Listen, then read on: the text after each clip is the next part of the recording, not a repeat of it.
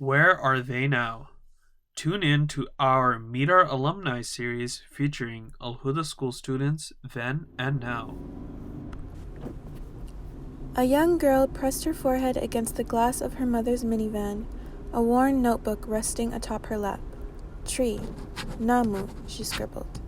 The young girl would swirl each Korean word along her tongue until it bore the same recognizable taste of Arabic, her family language. An Al-Huda alumna, Tasneem Mansour, reshaped her mouth to accommodate the unfamiliar oohs and ahs of Korean. She said, "The very first thing that caught my attention was the Korean greeting "안녕하세요." It literally means, "Are you doing peace?" And that reminded me of how as Muslims we say, "Assalamu alaikum." That's kind of the very first thing that made me want to learn Korean.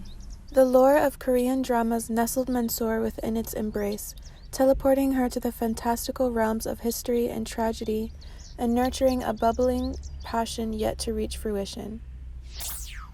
As I started learning more about Korean culture, I found more similarities between Korean culture and Islam. With each comparison, Mansour's fondness for the country and its language swelled. Mansour's high school assignments often resulted in the reward of a self-taught Korean lesson. Having scoured the bowels of the Mansour residence, she basked within the relief of language study sites and her trusted pen and paper. She said, "I studied in my room, living room, anywhere I could find.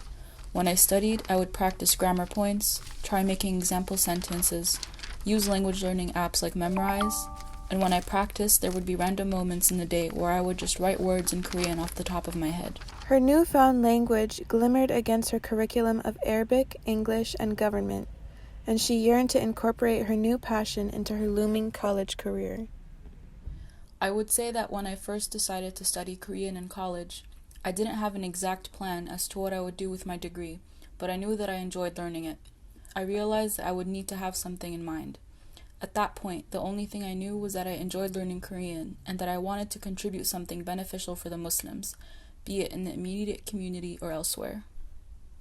Her course as an Al-Huda student embedded Mansour within a community of familiar faces and cultivated relationships that soon resembled the comfort and familiarity of an extended family. She said, Alhamdulillah, I would say that being surrounded by Muslims in general puts things in perspective for me. There are some Muslims around the world who don't have the blessing of being surrounded by other Muslims who understand their needs or their beliefs. With respect to my hopeful career path, inshallah, I wanted to utilize my knowledge of cultural exchange and experience as a Muslim to help other Muslims strengthen their relationship with Islam, bi'ithnillah. Despite her busy schedule, Mansour strives to maintain her connection with the Al-Huda community.